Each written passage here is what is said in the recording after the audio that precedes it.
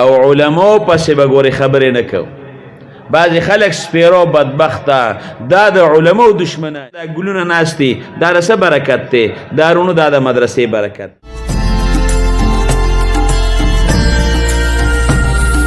نن چې دا ګلونه ناست دي دا د څه برکت دی؟ دا رونو دا د مدرسې برکت دی. نو مدرسو سره به موږ تعلق ساتو، مدرسو ته به موږ خپل ماشومان راولو چې دا الله د قرآن حافظان کې او دا الله په عالمان کې، او علماو پسې به ګورې خبرې نه کوو. بعضې خلک سپیرو بدبخته دا د علماو دشمنانی، خو چې خبره شي نو مولا پسې به کوي. په جومات کې به پسې منځو کې امام بلال شي، دو درې کسان به کینې خبرې به شروع کړي. هلکه دا غیبت خو هسې ناروا دی، او د خدای ظالمه چې بیا د عالمې کې او بیا د الله په کور کې او بیا د خپل امام کې، نو دا خو سم ناروا دی. چې چا د علماو سره دشمني کړې ده، چا علماو ته په سپک نظر باندې کتلی دي، او چا حافظانو ته په سپک نظر کتلی دي، مونږ وکتل وخت پکې دی خو الله رسوا کړی دی. محبت به علماو سره ساتي، طرفګري به علماو سره نه کوي، دشمنی به علماو سره نه کوي، پوله وسره چاره شریک نشته، پټي وسره چا شریک نشته، نو دشمنی ته ساجد شو. او چې چا د علماو قدر کړی دی داغه الله رزق پراخه کړی دی، داغه د بچو الله رزق پراخه کړی دی، هغه الله پاک قدرمن کړی دی. حضرت ابوبکر صدیق رضی الله عنه وی د شپې ودوم، وی د دواړو جهانو سردار مبارک مې په خوب کې ولید. وی ما ته رسول الله مبارک وی چې ابوبکر راځه زما د لاس اونیسه جهنم لده یو پوچې بوزم جهنم درته خیم چې تماشا وکې. وی د دواړو جهانو سردار مبارک سره مې لاسونه وی روان شو. وی پاک پیغمبر مبارک د جهنم په غاړه باندې ودرېلو. وی چې کله مې د جهنم ته وکتل نو دا غرغنډې دي، دا اور بلیږي او دا غرغنډې وي او دا خلک پکې پراته دي او دا چغې او سورې دي او کریکې دي. وی زړه مې خور شو.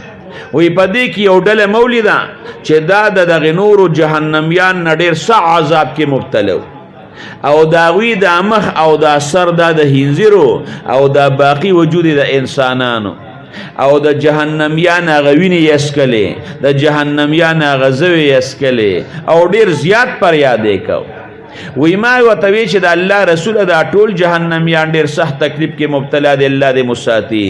خود د یوې ډلې د مخ او سر خو د هینځیر دی، دوی خود جهنمیان وینس کی، دوی خود جهنمیان غزویس کی.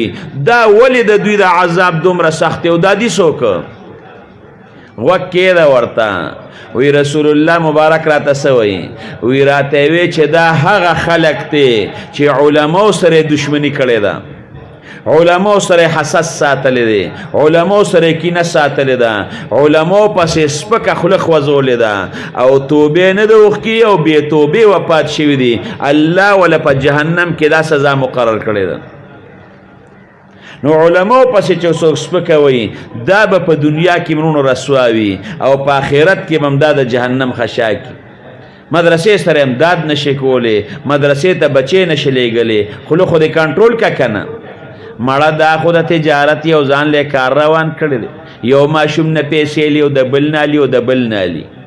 ښه نو دی به پټي کې ګوټ کوي، نو چې دی هغلته ګوټ کوي او ګني دله ګوډۍ نو دی بچو له پای کې پیسې پیدا کوي، نو دا بچو ته به سبق څوک ښایي. که دی په بازار کې ټماټر او لوګان خرڅوي نو بیا په مدرسه کې دا سبق څوک ښایي. هغه ډیوټي به ته کې او په مدرسه کې به دا دیری. د پاک پیغمبر مبارک د صفې طالبانو ته وګوره، اصحاب صفه هغوی په یو چبوتره باندې ناستو، د رسول الله مبارک نه به حدیث زده کول، قرآن به زده کو او د مدینې منورې انصارو به کجورې راوړې او د شپې به طالبان ځان سره بوتلل، دو درې طالبان له به ډوډۍ ورکول. حضرت عباده ابن صامت را حضرت عباده رضی الله عنه هغه به تقریبا اتیا کسان ځان سره بوتلل. هغه صحابي نوم رانیر شو، اتیا کسان به ځان سرونو د شپې بوتل طالبان له به ډوډۍ ورکوله. نو عبدالرحمن مولوي صاحب به د اصحاب صفو د طالبانو په شانتې دې ځای کې د رسول الله مبارک په قرآن هو دی به هغه د دین خدمت کې قرآن بخی او تاسو به د مدینې منورې د انصارو په شان د مدرسې سره امداد کوئ به انشاءالله کنه. دې مدرسې ته به خپل بچی را لېږي. ها زمونږ په دې بادشاهګانو کې یو بادشاه تیر شوی دی ډېر زیات نیک انسان اسماعیل خراسانی دا غنوم دی. نو یو عالم راغی او د اسماعیل خراسانی رحمت الله علیه سره سکارو. نو اسماعیل خراسانی رحمت الله هغه عالم وړو چپ کې عالم په خپل تخ باندې کېنو او دی ورته په ځمکه باندې کېناست. او چې یو سړی د عالم قدر کوي د علم د برکته نو ورته وایي چې تاسو څنګه راغلی؟ وایي څه کار مې و. نو اسماعیل خراساني ورته وایي ستاسو په راتلو ډېر خوشحاله زما دا ځای برکتي شو خو جي ما ته به مې ویلي و زه به درله ځای ته درغلی وم هغه کار به مې کړی. هغه ورته وایي نه زما راتلل دا مناسب و. نو د هغه چې څه کار و هغه کار ورله اسماعیل خراساني رحمت الله علیه وکړ. او چې کله عالم رسختېده نو اسماعیل خراسانی رحمت الله علیه د هغه ادب وکړ او اوه قدم یې ورپسې شاته واخیستل.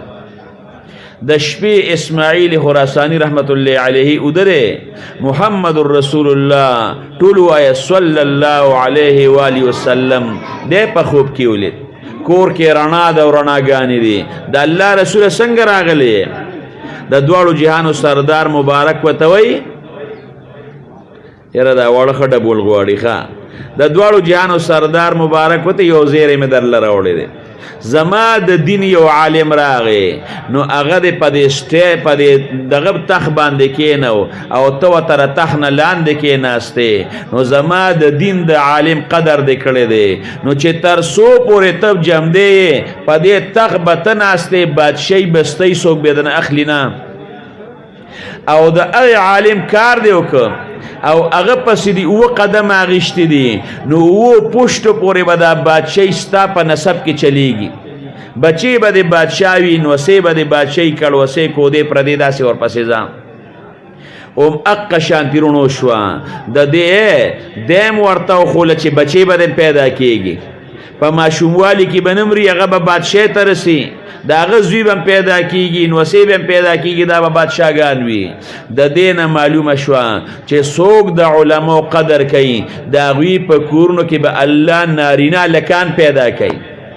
او دام پته ولګېده چې هغه نارینه لکان به په ځوانۍ کې نه مري هغه به الله بوډاتوب ته رسوي او چې څنګه د هغه بچي بادشاهګان داسې به د دوی د بچو رزق پراخي الله به یو شان ورکوي. نو که خپل بچی سپیره کول نه غواړي د خپلو بچو زندگی جوړول غواړي نو ناسته پاسته به علماو سره کوي. مدرسې ته په خپل امراضه په مدرسه کې سبق شروع کې دا مو چې زما ګینه سپیره ده او زه خو بوډا یم. نه بوډاوالي پکې نشته. او دا چې کوم مخامخ ناستي ولې دا ځان ته بوډاګان وایي دا خو هلکان دي. ته تپوس وکړه دا بوډاګان دي که هلکان دي؟ بوډاګان دي که هلکان دي؟